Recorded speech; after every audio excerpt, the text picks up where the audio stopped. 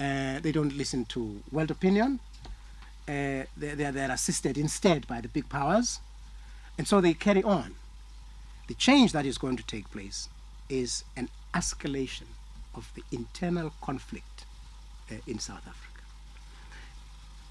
And it will come because instead of changing the constitution so as to accommodate the just demands of the majority of the people, they are changing the constitution to perpetuate the status quo. The resultant development from that is, of course, continuation of armed struggle. And in South Africa,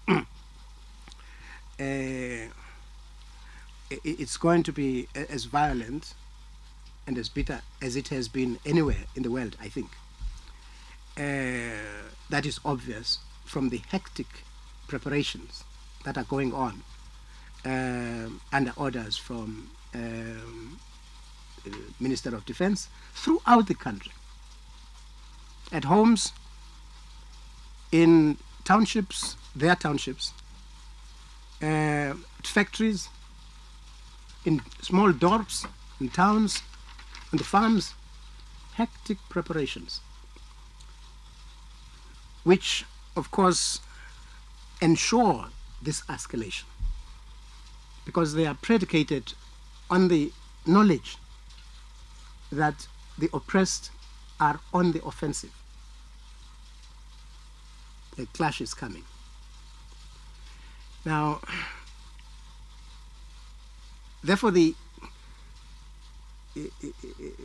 changes in the constitution will escalate the situation, because those changes simply fortify and consolidate the status quo. So whether you have forced out a border, as long as the system persists, changes take place in the direction of the escalation of the conflict. Mr. Tambo, I'm George Makulu from Zambia Daily Mail. You've just said that developments in Namibia are bound to have a significant impact on South Africa. Now, what would you say is your organization's view on the current developments in Namibia, namely the holding of the sham elections? Yes, the holding of the sham elections.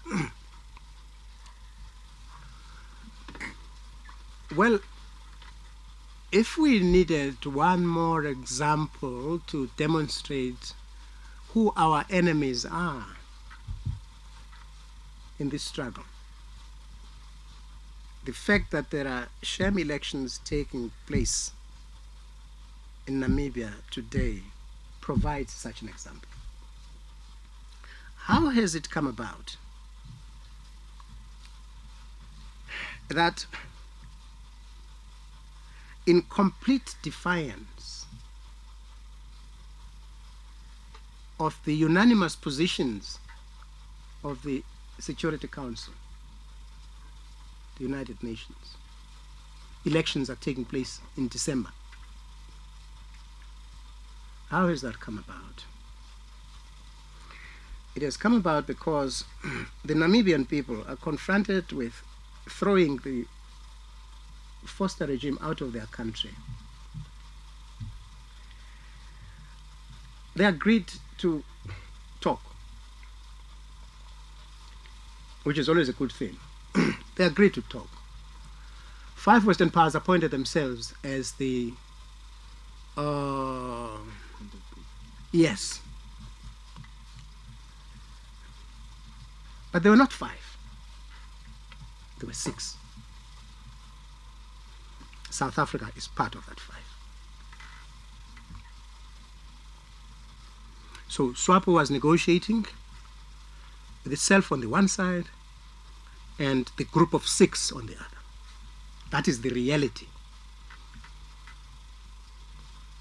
So they went to Pretoria and agreed that these elections should take place. Agreed with their ally. That is the reality of this.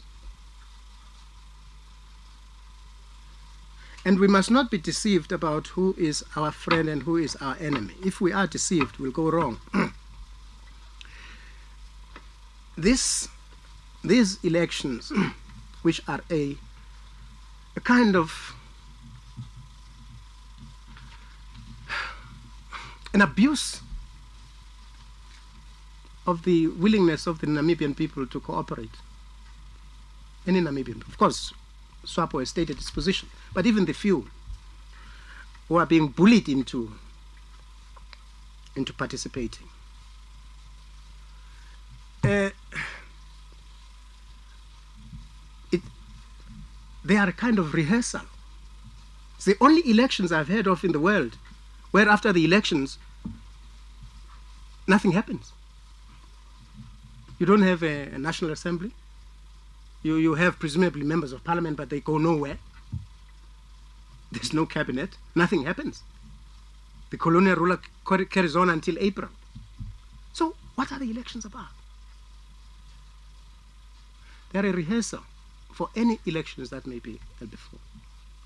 They are an argument for the six for further negotiation, all aimed at displacing SWAPO.